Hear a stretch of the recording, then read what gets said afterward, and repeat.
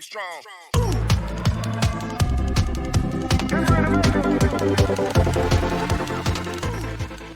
This is the story of a boy who seemed to read a serialized web novel that no one seemed to read. The novel has no views, and the boy wonders why anyone doesn't read this, and it's a masterpiece. It has 3,049 episodes, and its average view count is 1.9. He thinks no one would read a web novel with over 3,000 episodes, and he is the only reader, and it even took him 10 years to get to the last episode.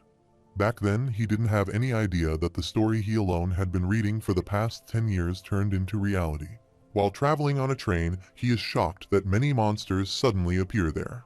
There is a lot of destruction everywhere, and when he read the last episode, he didn't have any idea that he would become the only person who knew how the world would end.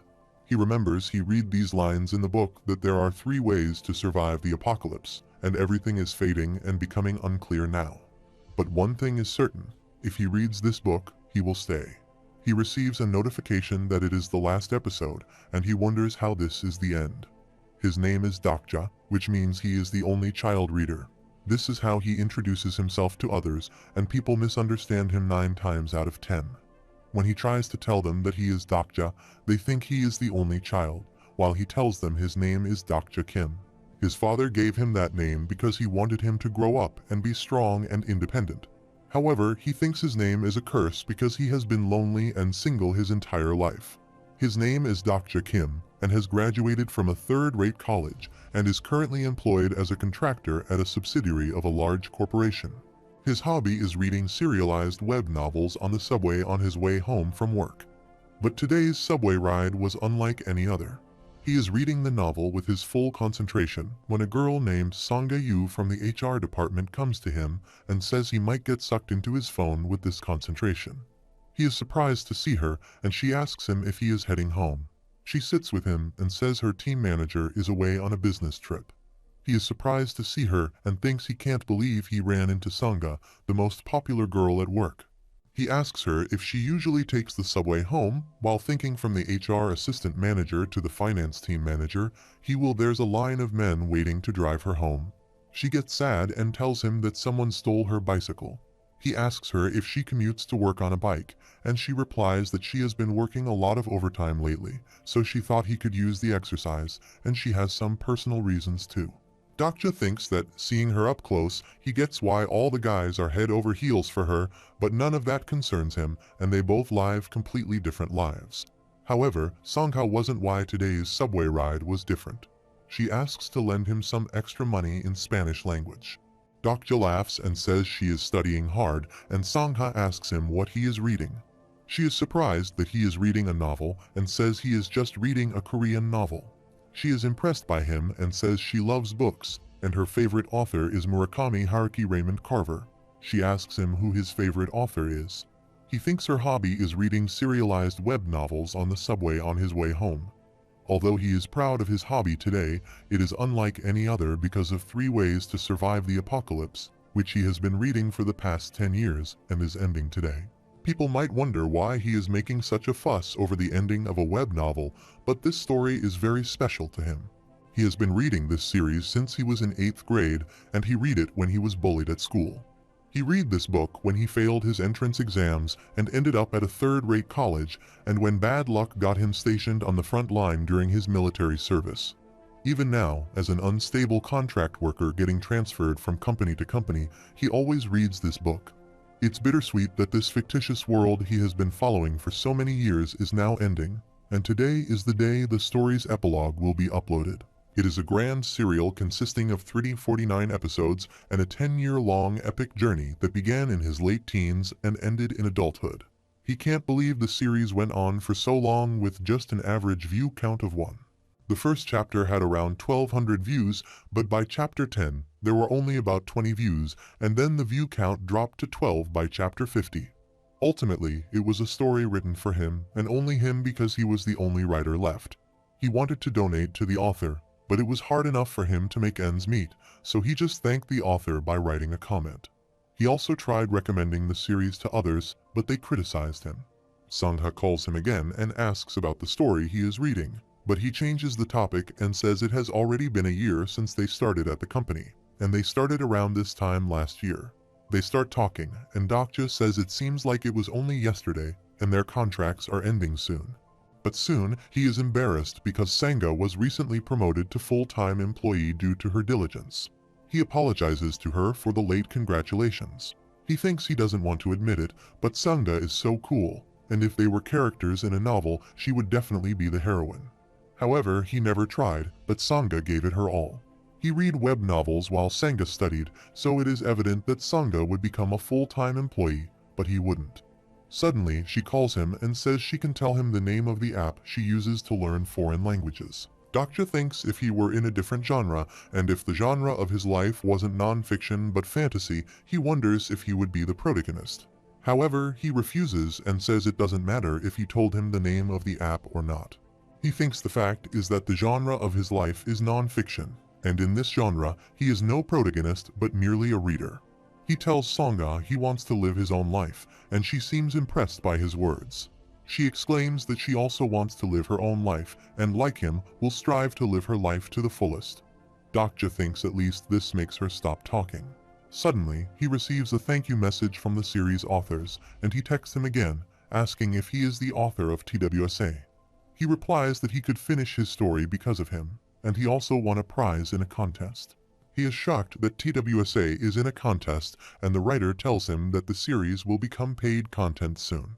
He would like to send him a special present and ask him for his email address as a token of his gratitude. He is surprised at what the writer just said and tells him that he could publish his story just because of him. Dokja hopes it would be great if it's a $50 gift card. After a while, he received an email that TWSA would become paid content starting at 7 p.m. It's 6:55 now, which means he has 5 minutes left. In the meantime, they remove serials without prior notice when they become paid content, and he wonders what will happen after 5 minutes. Soon, everything becomes dark there, and there is a large noise of fires outside. Everyone thinks it may be a terrorist attack. People become scared when they hear the voice of an evil monster. Sanga asks Dokja what he thinks is happening outside, while he is watching his phone because it is 7 p.m. It was sheer coincidence that he checked the time at that exact moment. They hear an announcement from the staff and ask them to evacuate immediately.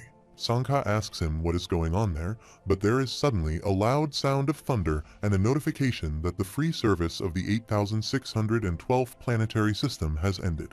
The main scenario will begin now, and it was at that moment that the genre of his life changed. A creature called dokkaebi appeared in the sky, and someone exclaimed it as the creature sprung into view. Dokja didn't know why that sentence popped into his head then, but suddenly, the subway stopped, and the entire cabin grew dark.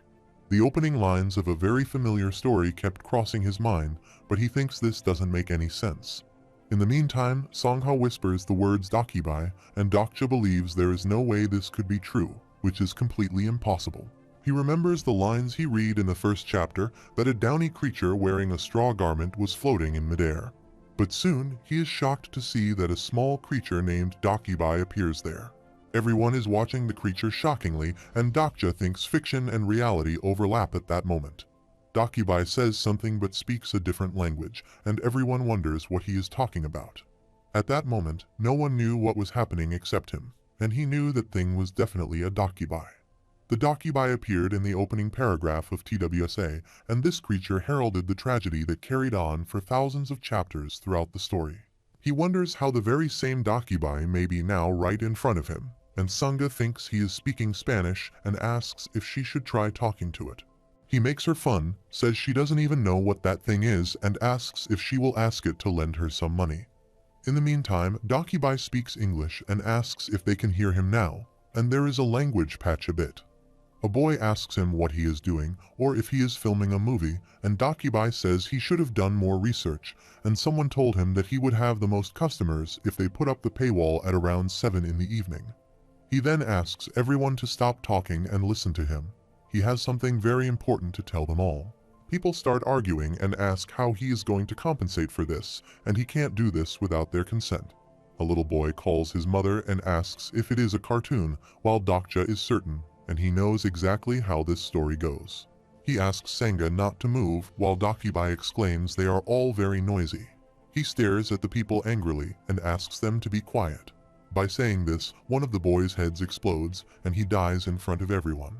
Dokkaebi starts killing them one by one and says they are not filming a movie and this isn't a dream. He exclaims this is the reality and they are all familiar with it. Dokja hates to admit that, but it is real and his doubt and disbelief slowly fade. The floor quickly becomes painted in blood and Dokkaebi says all of them had quite a relaxing life until now and they were all able to breathe, eat, excrete, and reproduce without paying the costs. They have all been enjoying privileged lives, but it's all over now because nothing is free. People are very scared of him and ask if he wants money from them, and Mr. Han from the finance team faces him. He says if it's the money he is after, he will give him as much as he wants and asks how much he needs. Dokkaebi asks him if he is offering him his money, and Mr. Han says he can give him as much money as he wants if he lets him out of there. Dokkaebi says money is good and an object that signifies an intersubjective agreement between humans, but he moves his hand and tears Mr. Han's card into pieces. He exclaims that the money is only valid within the confines of their space-time and that paper has no value in the macroscopic dimension, and says this is a warning that if they ever pull a stunt like this again, he will blow their head up. He says there is no time for chit-chat and their debt is piling up as they speak, and says it will be faster for them to try to earn money themselves. He moves above their heads and says channel by 7623 has opened and the constellations are now making an entrance. A small status window appears in front of everyone, and Dokja is shocked to see that there is also one in front of him, and there is a line written on it that the main scenario has arrived. He has to prove his value by killing one or more living organisms. The time limit is 30 minutes. Dokkaebi wishes everyone good luck and laughs, saying he expects to see an interesting story. By saying this, he disappears from there, leaving the people in a state of fear and shock. After that, Songha tries to call the police, but they aren't picking up, and Dokja asks her to stay calm. He asks her if she has played the game the development team is currently working on, and she knows the one where only a handful of people survive the apocalypse. Surprisingly, she asks him what that has to do with anything. He tells her that they are part of that game now, and every game has rules, and they just need to follow them. They just have to figure out what those rules are. He then observes the current situation. A Dokkaebi with antennae and a litter of dead bodies in the subway cabin. Moreover, there are trembling office workers covered in blood, and an old lady praying fervently in her seat. He still can't believe that is really happening, but he can't deny it any longer. He has no choice but to admit it now. He doesn't know why, but it is clear that TWSA, which he has been reading for over 10 years, is coming to life right before his eyes. He sighs and thinks what he should do to survive.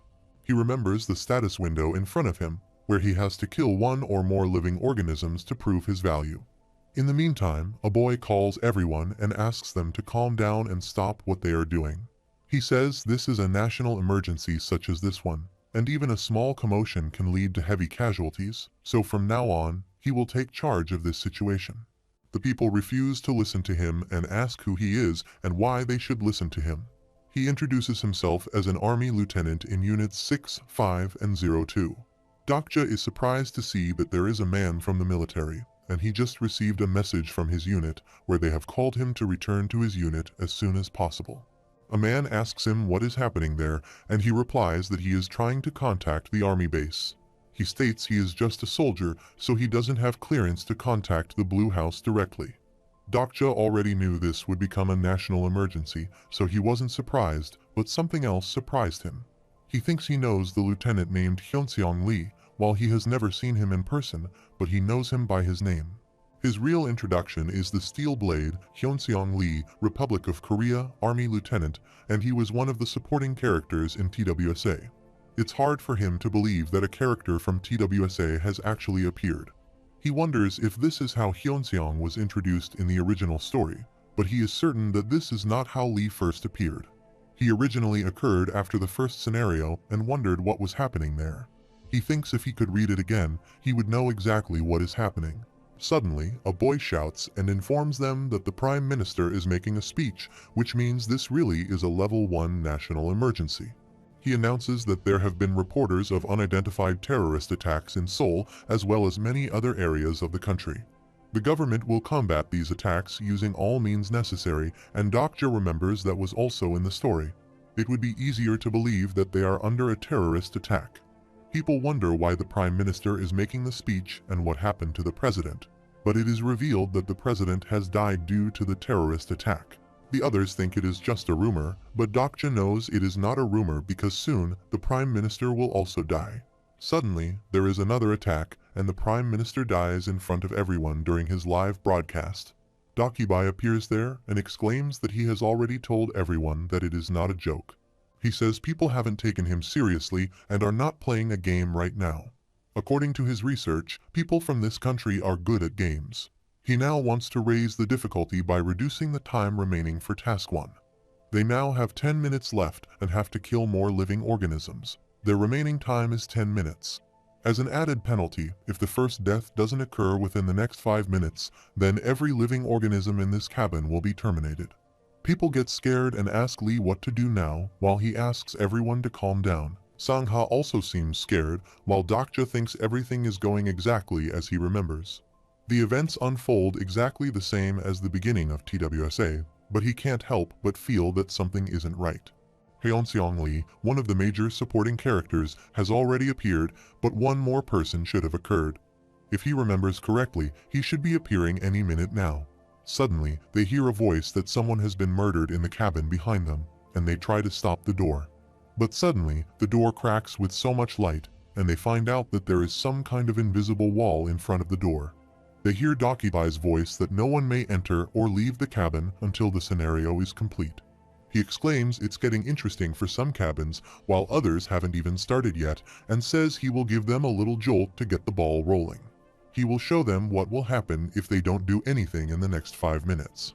He shows them the video of Tipong girls' high school students, and suddenly they all die in front of them because their time limit has been exceeded.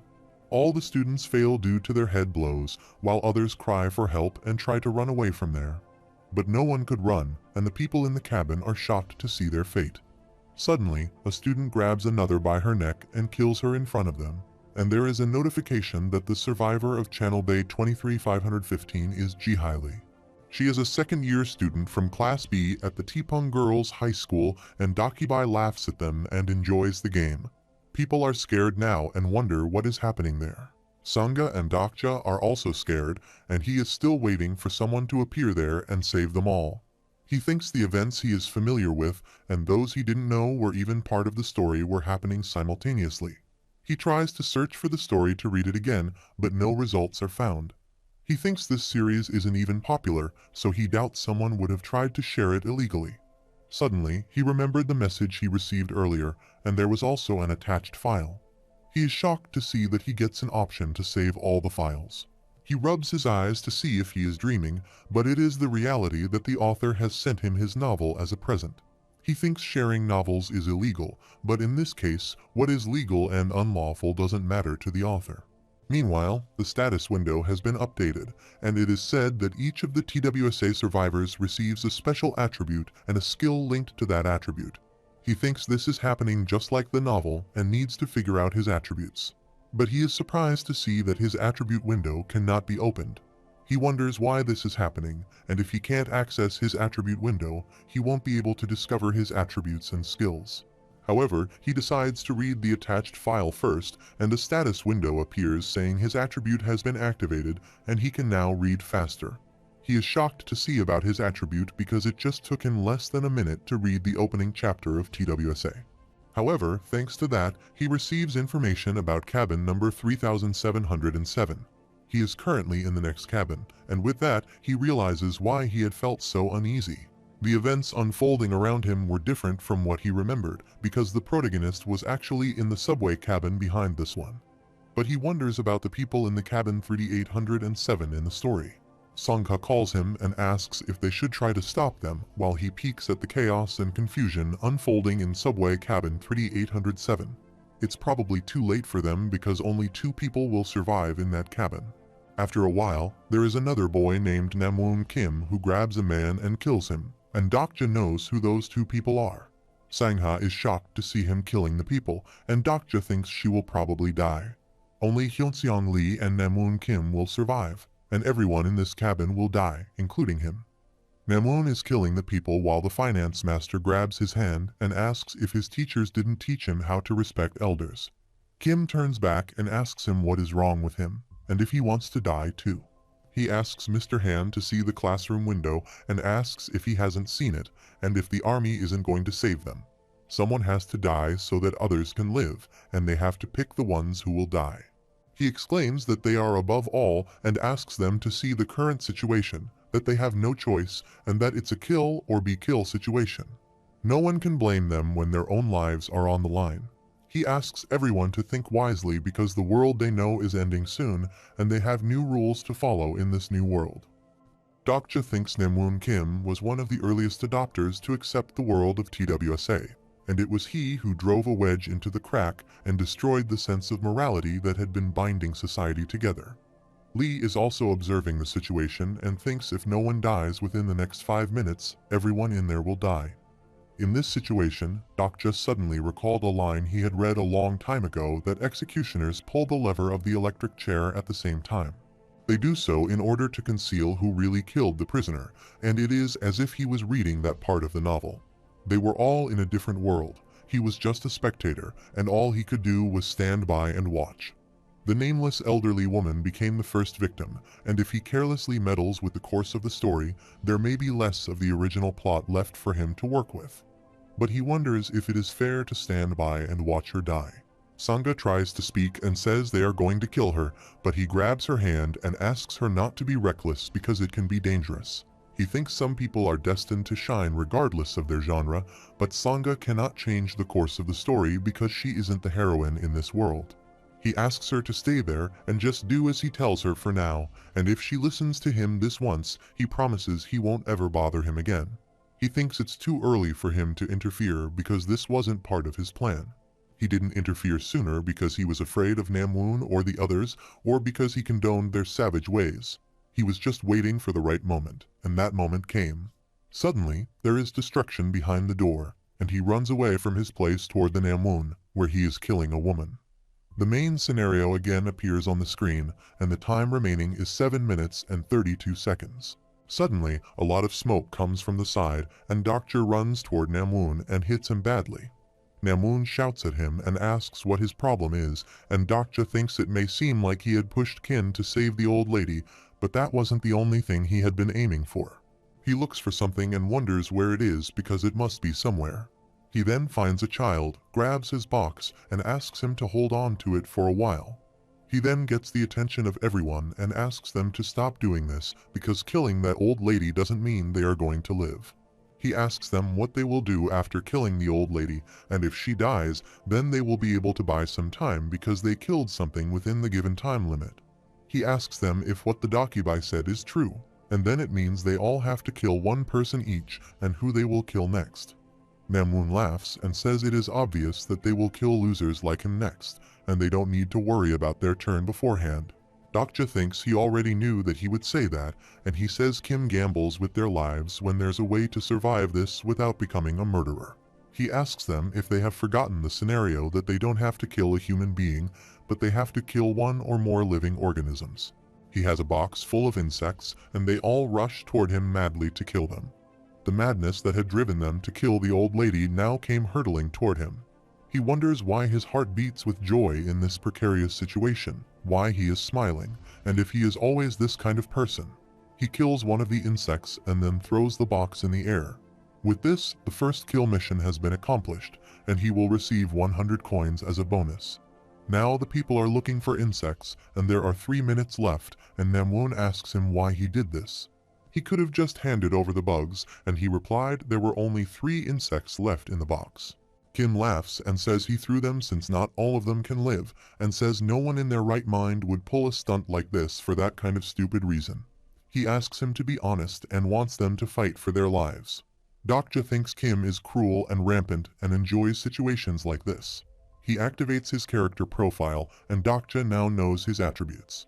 Most of the teen edgelords in TWSA couldn't handle the nightmare that became a reality and committed suicide, but Namwoon Kim was different.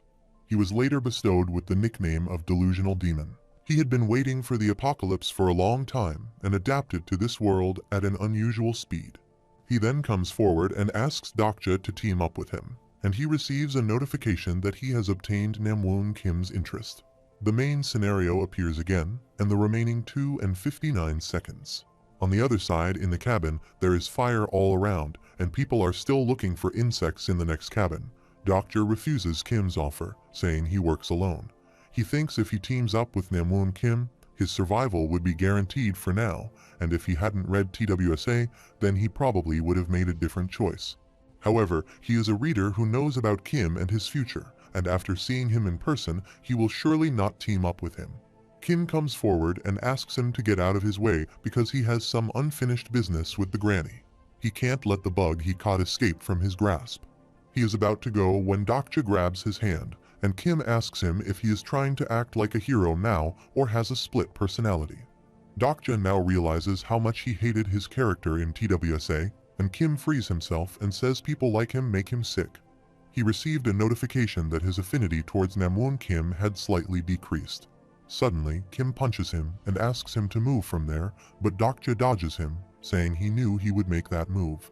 He again tries to attack him, and Dokja can't dodge him this time and thinks this skill of the Edge Lord attribute. He activates his skill, Grimdark Awakening level 1, and tries to attack him, but Dokja moves to a side and dodges him again. He seems to enjoy his new skill and says he is so strong, and Dokja thinks this is probably why the protagonist still recruited him, although he is a psychopath. His understanding of Namwoon Kim has increased, and he thinks he should use his skills too. He unlocks level 1 of his personal skill, Omniscient Reader's Viewpoint, while he wonders what this skill is. Kim tries to attack him repeatedly, but he always dodges his attack. He gets angry and asks why he is not getting hit, and Dokja thinks he won't be able to beat him no matter how hard he tries. He still cannot read his movements and dodges every attack. Kim tries to punch his face, but he again dodges him and thinks as soon as his second skill, the Omniscient Reader's Viewpoint, is activated, he knows what he is going to do, and it is like he can read his mind. After that, Namwoon pushes him to the ground and furiously rushes to attack him, and Dokja thinks all he can do is dodge his attacks, and retaliating isn't possible, and he just needs to hold on a little longer. 2 minutes are left until the scenario completes, and he looks toward the injured old lady. Dokja thinks if that old lady dies, Namwoon will clear the scenario. He rushes toward the old lady and thinks whatever happens, he can't let someone like him move on to the next scenario. Namwoon takes out his knife and says he knew that he would make that move, and this time, he aims at his heart. He uses the skill of knife fighting, level 1, and tries to attack the old lady, but Dokja moves her away and saves her.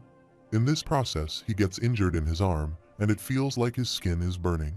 Namwoon grunts in anger while Dokja grabs the old lady in his arms, but her condition is not that good.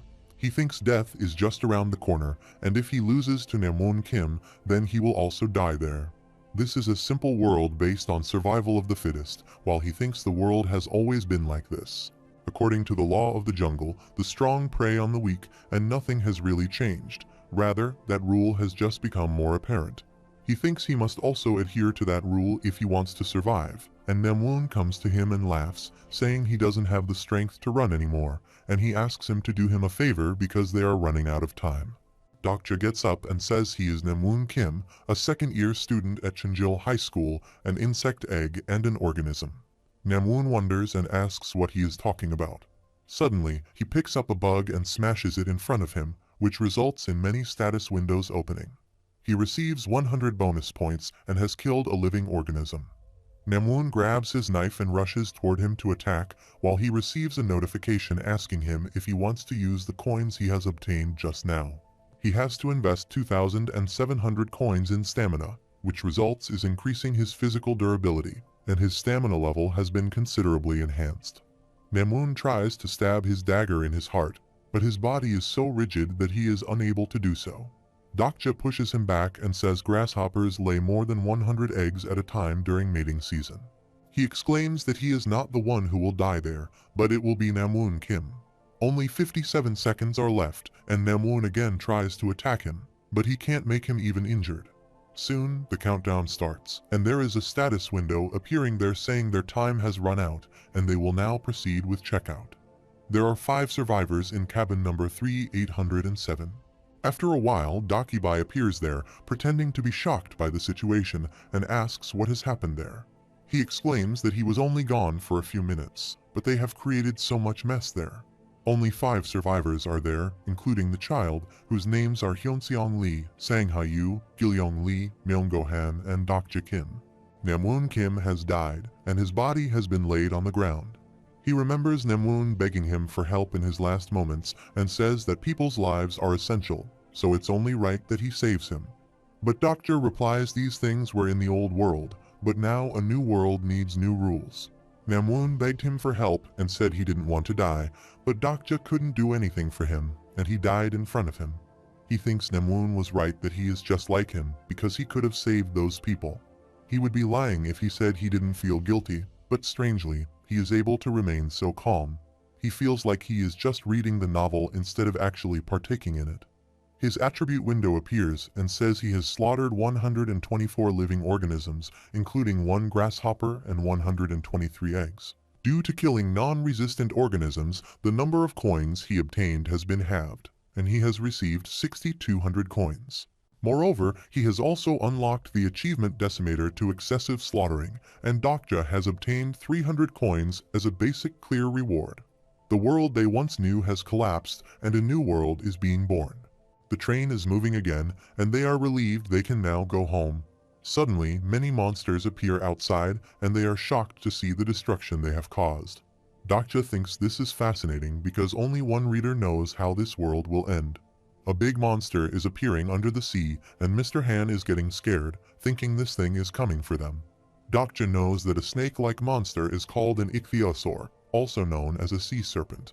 Later on, it will be classified as a grade 7 monster in TWSA. The world of TWSA prioritizes scenarios over everything else, so no creatures will attack them unless they are part of the scenario. He thinks they are safe for now, and Dokkaebi is happy to see a total of 21 stars. The number of stars signifies the number of constellations logged into the channel. It is revealed that the constellations are the most mysterious beings in TWSA, and the masterminds behind this tragedy who livestream the scenarios from across the universe. In other words, they are the ones who watch the Dokkaebi's channels, and this channel had 21 viewers, which is a lot for a newbie Dokkaebi. In the original story, Namwoon Kim killed almost everyone in this cabin, and there is a notification that due to the death of Namwoon Kim, 2 constellations feel slight hostility towards them. He thinks some constellation must be furious about the outcome, and this error probably happened because he killed Namwoon Kim. There is a notification that his payment is being delayed due to an unexpected scenario inspection. Judging from how the constellation's preferences are popping up, he guesses this is officially the story's beginning. He thinks he was in their position yesterday, but now they watch him. However, a few constellations are impressed with his scenario, and the constellations have gifted him 500 coins.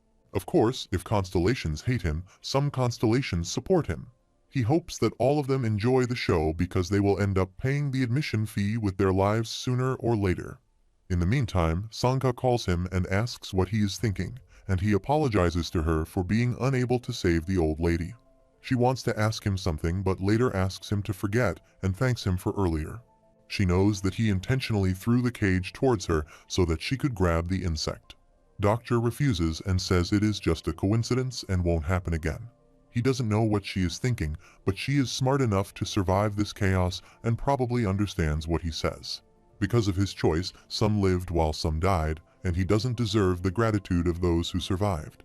Dokkaebi laughs and says there are many survivors and thanks them for constellations because of them. 21 constellations are watching his channel. Dokja thinks there are 5 survivors, which is more than he thought.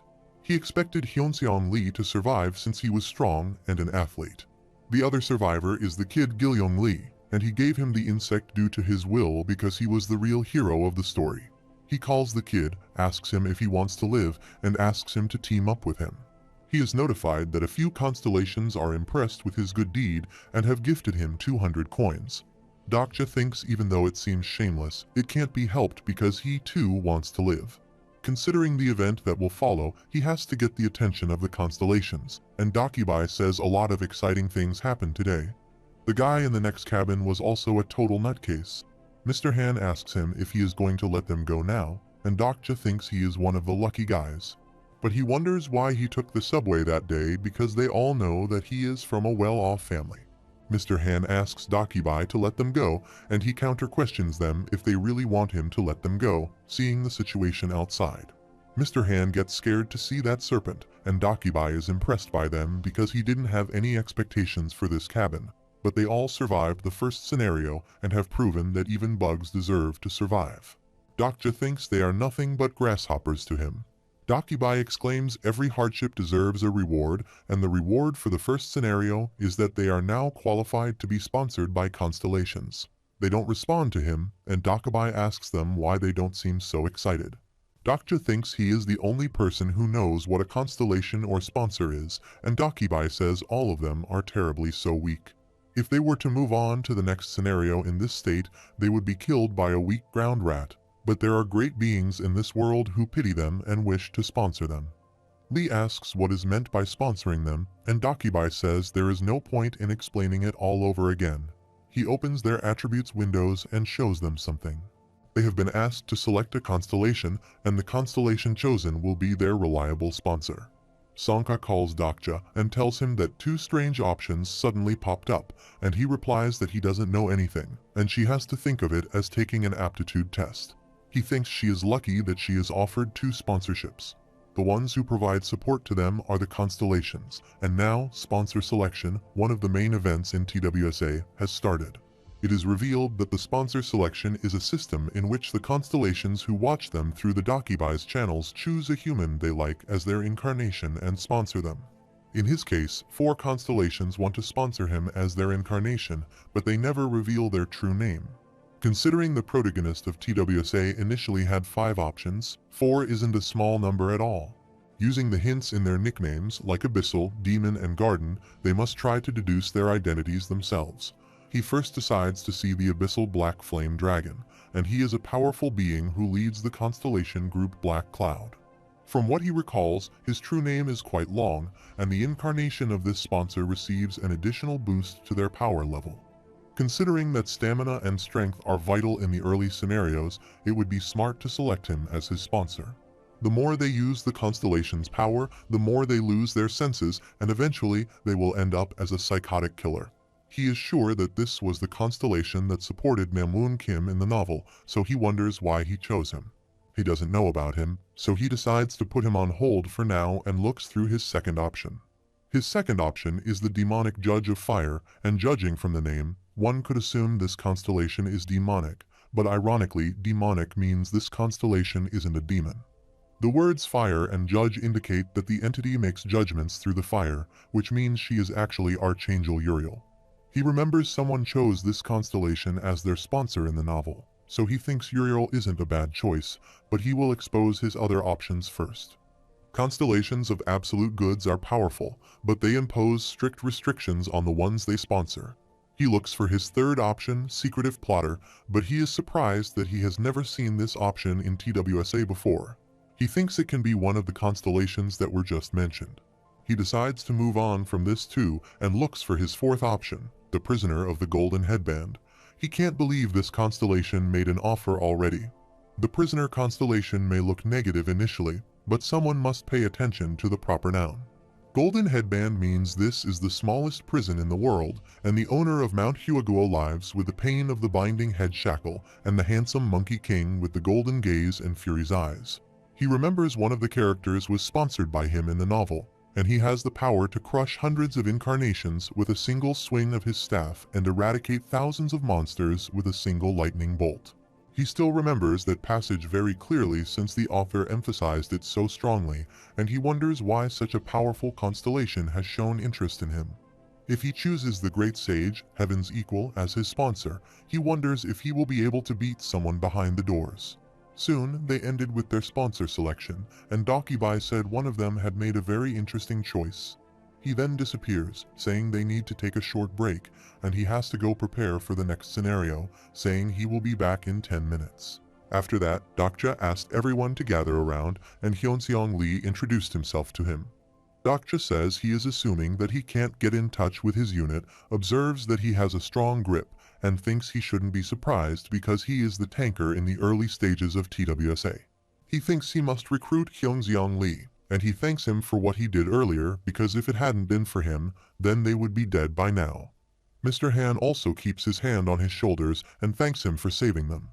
Dokja takes his name Myung-go Han, but he asks him to call him Mr. Han.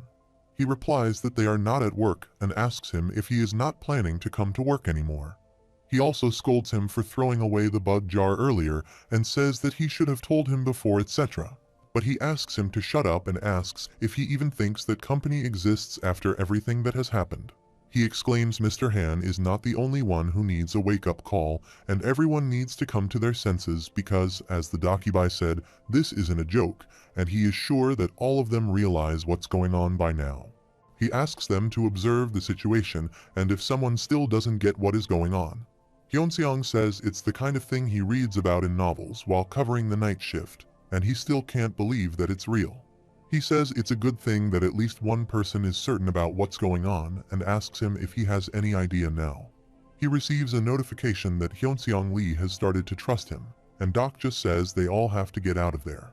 They are all shocked at what he just said, and Mr. Han remembers the large serpent roaming outside, and he asks him if he is out of his mind. Hyunseong also says if they leave this place, they are going to get killed. Suddenly, they hear an explosive sound from the adjacent cabin, and he thinks they are moving to the next scenario. But dokkaebi hasn't come back yet, which means the person on the other side of that door is the sole survivor of subway cabin 3707. He thinks it is quite obvious who that person is, and now he is trying to come to their cabin. He is the true protagonist of this story, so he asks others to get out of there, and if they don't leave right now, they are all going to die before the next scenario. The person is badly hitting the door, and Hyunseong says they can't be sure that whatever is on the other side of that door is their enemy. He replies that the person is the survivor who killed all those people in his cabin and asks them if they still want to meet him. They seem to understand what he just said, and Hyunseong says they have to find a way out of there. Dokja thinks the invisible field disappears after the scenario ends, and they just need to find a working door, and among the right doors in this cabin, they haven't checked 3 of them yet. He thinks there has to be one door that works because the door is about to break. The situation seems so tense, and Dokja also seems very worried. Suddenly, Sangha calls him and shows him an open door, and they try to open it. But they find out that the door is broken too, but it's still the only one they can open. He has 4,700 coins and thinks he can use his coins again and increase his strength this time, but he doesn't know what will happen next because using his coins recklessly can be dangerous. He asks Hyunseong to use his skills and checks his attribute windows to see his skills. Thankfully, his supporting constellation and attributes are the same as in the novel, and Dokja tells him that he probably checked his skills when he opened his attribute window earlier, and he must have a skill that he can use now since he is in the army. Hyunseong says he has a skill but doesn't know how to use it, so he asks him to imagine himself using it. He just says what Dokja asked him to do so and opens the door forcefully. He is so happy that his skills worked, and Hyunseong Lee has begun to trust him more than before. Dokja thinks it looks like the stigma, Great Mountain Push, was successfully activated. The steel door connected to subway cabin 3707 will break soon, but if his memory serves him right, the steel door isn't the problem. But when they come outside, dokkaebi faces them, and Dokja already knows this will happen. He asks them why they come outside when he has already told them not to, because he is not done preparing for the following scenario, and Mr. Han also shouts at him, saying they should stay inside. He says he doesn't have a choice, and they are fortunate human beings, and with this, he starts the second scenario. Their attribute windows appear in front of them, and their sub-scenario is escape. Dokja already knew about this scenario. Sangha says something doesn't feel right, and it displays a collapsed bridge, but the bridge isn't collapsed, and he asks him to hurry up and run away. He thinks Sangha is right because the bridge is still intact because they got off the train too early. He knows that the bridge will definitely collapse, and it might seem underhanded, but it's impossible to clear this scenario without going around the rules. They are cutting it close, but he thinks they will make it before collapsing the bridge. They are suddenly shocked to see a storm in the sea. A huge sea serpent appears from nowhere and opens its large mouth to attack them. Dokja asks them to run because the bridge is about to collapse, and they can make it across if they run. He thinks the ichthyosaur doesn't go after incarnations early on in the story, and it probably showed up to destroy the bridge. They only have about 200 yards left, and at this speed, they will be able to cross the bridge before it collapses. Dokkaebi laughs and says it's no fun if the game is too easy and reaches across them, saying the funny thing is if they get away safely, he will shake things up a bit. He increases the difficulty of the scenario from E to D, and the evil thoughts of the dead have returned, and black ether is rising from the surrounding earth. He has woken up all the dead bodies and zombies, and they receive a notification that the demonic beings have been resurrected. They have entered Aksu Station, and Hyunseong calls Dokja about what they should do now. The zombies have surrounded them from all sides, and he asks everyone to get down. In the meantime, the snake serpent approaches them and attacks the bridge. They all get injured, and when Dokja gets into consciousness, he is shocked to see that the bridge has collapsed and a lot of people have died in the process. Sangha and Mr. Han ask him about his condition, and Dokja already knew that something like this might happen, but he hadn't expected Mr. Han and Sangha to survive. Hyunseong and Gilyong also made it to safety in one place, and now someone has received the blessing of the constellation. An attribute window appears saying the constellation's blessing has activated Deus Ex Machina in this scenario, and the blessing creates a bridge of light. An attribute window appears and says an even number of people can cross the bridge, which will collapse if an odd number of people attempt to cross it. Sangha reveals that this is her blessing, which suddenly appears in her mind. It is shown that Deus Ex Machina is a power that lets a constellation directly intervene in the scenario at a great cost. He wonders if Sangha's supporting constellation intervenes in order to save her, but this kind of intervention is rare even in TWSA. He activates her character profile to check her supporting constellation. However, her profile cannot be browsed using a character profile, and she doesn't have a registered character profile. He is shocked at why he can't browse her profile with his skill and wonders if she has a special constellation supporting her or if she has a mental barrier skill. Suddenly, Sangha calls him and asks him to watch his back when a zombie tries to attack him. He dodges him and falls back to the ground. He thinks this isn't the time to be lost in thought. A mutant species infected by the black ether appears there, and once normal humans, humanoid demons are no different from zombies, but they can be quite dangerous if their host happens to be someone who is powerful. This time, the mutant appears there in Namwoon Kim, and Dokja wonders if it just had to be him. He activates his personal skills, and the omniscient reader's viewpoint activates there. It is revealed that this character doesn't possess consciousness, so he starts his omniscient reader's viewpoint. He has a feeling that it won't work, and all they can do now is to get across the bridge of even numbers somehow. But there are 3 of them right now, Dokja, Sangha, and Mr. Han. One of them has to stay behind and die because there is a rule that an even number of people can cross the bridge. He asks Sangha to get ready and run, but is shocked to see that Mr. Han has grabbed her and is about to cross the bridge. She tries to free herself, but Mr. Han drags her away and runs on the bridge. Dokja is shocked that he has left him behind. He receives a notification that the demonic judge of fire is touched by his selflessness and has gifted him 100 coins. He tries to see Sangha's character profile, but still can't reach it. He thinks that Stigma, one leeched swift foot, belongs to the constellation Limping Trickster. That constellation doesn't endow its incarnation with the mental barrier Stigma. A stigma is an extraordinary power given to incarnations by their constellations. Since there is no way that Mr. Han could have that kind of skill, the reason his skill didn't work on Sangha and Mr. Han was that they were the characters that didn't appear in TWSA. Meanwhile, Namwoon roars and tries to attack him again. This time, many more mutants surround him from all sides. He thinks he can't cross the bridge alone, but he can cross the bridge if he grabs a demon and crosses with him. But this won't work. 15 minutes left until the scenario ends, while Dokkaebi is watching him and asks if any constellation wishes to bless this poor incarnation. But there is no one, while Dokja is fighting with the mutants and tries to push them away. Others have reached the other side safely, and Dokja thinks his body can't handle much more of this, so he reaches near the water in order to avoid them. They all gather and follow him, and Dokja thinks he might actually die this time. He thinks it wouldn't be this hard if he only had one combat skill. He activates his personal skill bookmark and is also surprised at what kind of skill this is. Many attribute windows show the loading of the lists of bookmarks that can be activated. A list of bookmark characters appears there, and Dokja thinks he has read over 3,000 episodes of TWSA, but he has never read about this skill anywhere. However, he instinctively understood how it worked and activated bookmark number 1.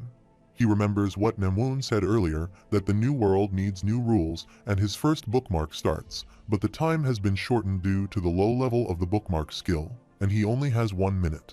His understanding of the character is low, so the character's skills are only partially activated, and he activates Grimdark Awakening level 1 and attacks Namwoon with his dagger.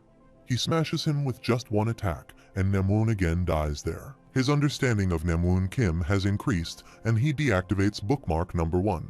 He checks the sub-scenario, escapes, and the difficulty level is D, with 10 minutes and 11 seconds remaining. He has just killed one of them, and he seems so exhausted. He walks through the mutants, approaches Dokja, and asks him about who he is. He wonders if he is supposed to go up against this guy, but he doesn't stand a chance against him. He tries to see his character profile, and a status window appears there, saying there is too much information about this character, and it converts the character profile to a character summary. He then tries to read his character summary, but grabs him by his neck. His name is Young-hyuk, and he tightly grabs him by his neck and lifts him up in the air. He asks Dokja how he is still alive, and he thinks the first way of surviving the apocalypse, and this man who is strangling him, is living proof of the first method. He is Young-hyuk, the regressor, and this is the man who will kickstart the tragedy that will turn this world upside down. A barrier has been created like there was in the subway, and they wonder what is happening on the other side. Young-hyuk asks his name, and he thinks he's so full of himself and acting like a protagonist. When he tells his name, he calls him a strange man. Jong-hyuk punches him, says he has a strong body, and says he has already figured out how to use the coins. He punches him, and Dokja thinks about how strong he is when they have only cleared one main mission and are just now clearing a submission. He thinks this is the worst. He was hoping this wouldn't happen. In the early chapters, Young-hyuk is the most dangerous character in the world of TWSA, and he's lost his humanity after having regressed 3 times already. The Young-hyuk now doesn't hesitate to do whatever it takes to get what he wants. He then asks Dokja to show him some respect, but he punches him again before he can say something. Dokja says he is younger than him, so he should be the one who should show him some respect. Young-hyuk has become cautious of him, and he is surprised that Dokja knows about him that he is a gamer. He thinks Young-hyuk was but a fictional character to him, existing in TWSA, that is, until now. Dokja says he is pretty famous and used to be a fan of his and thinks his fame was just a setting in the novel. But he is not lying when he says that he used to be a fan of his. He liked him, hated him, resented him, and cheered for him, and he was with him throughout his 3,000 episode journey.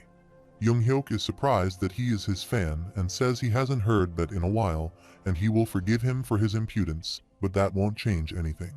He only had one question for him and asked how he survived the subway, and Dokja knew he would ask him this. He asks him if he will let him live if he tells him that answer, and Dokja wonders what he should say to make this regressor let him live. His understanding of Young-hyuk has been increased, and there is also a window that he has unlocked level 2 of his personal skill, the omniscient reader's viewpoint. He reads his mind in which he thinks only Hyunseong Lee and Namwoon Kim were supposed to survive, but Namwoon Kim is dead and other people survived instead. Dokja wonders if he can read his mind and smirks, thinking that he wants to know how he managed to survive. There are only 5 minutes left, and Dokja tells him that he cleared the scenario by killing insects, and he was able to spot the kid with insects because he fell due to an explosion in the car in front of them. Young-hyuk thinks the future has changed, and Dokja thinks it will shock him because there was supposed to be a battle to the death in subway car 3807, and only Namwoon Kim and Hyunseong Lee should have survived. He wonders if this happened because of him, and if it was because he started out by killing them with an explosion, unlike in his previous runs. However, he wonders if Dokja is still too calm for a newbie, and the world has turned upside down, and he's taking it in strike.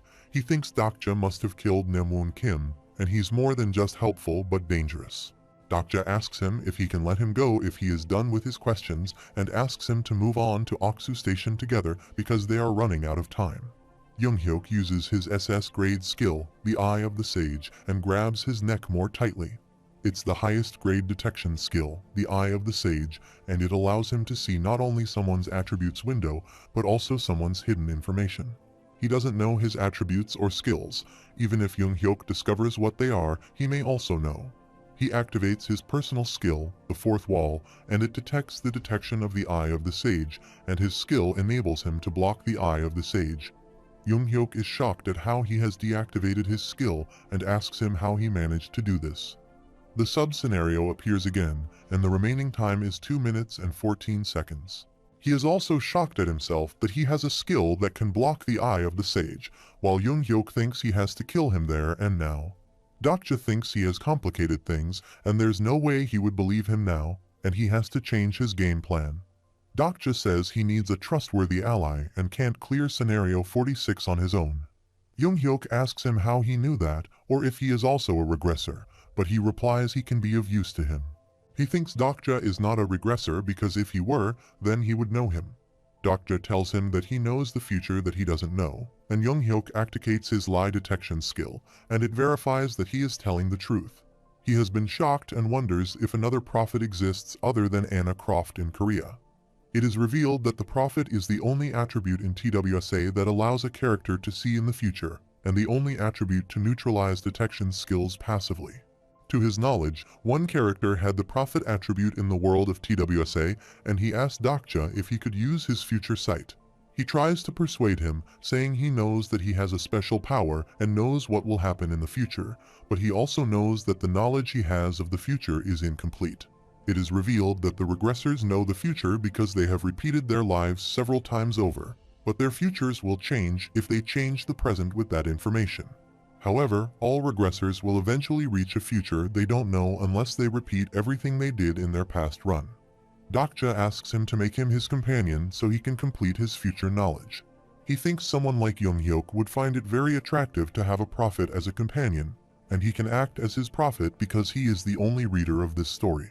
Young-hyun smiles and thinks if he is indeed a prophet, it would be helpful to bring him along, not just for scenario 46, but also for fighting the Zarathustra. He is still thinking whether he should take him or not, with only 50 seconds remaining until the end of this scenario. 10 seconds pass, and Young-hyuk makes up his mind and decides to make him his companion.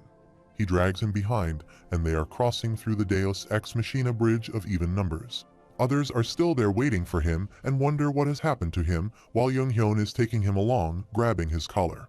Dokja still can't believe he managed to convince the regressor, and he has become worn out due to excessive concentration.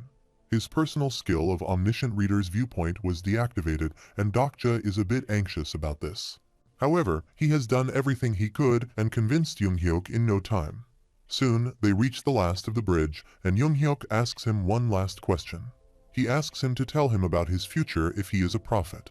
Dokja is scared and has a bad feeling about him when the serpents approach them. Dokja is worried and wonders if he will let him go or kill him there. He thinks Young-hyuk is just a psychopath and he knows him better than anyone and says he will tell him a couple of things first.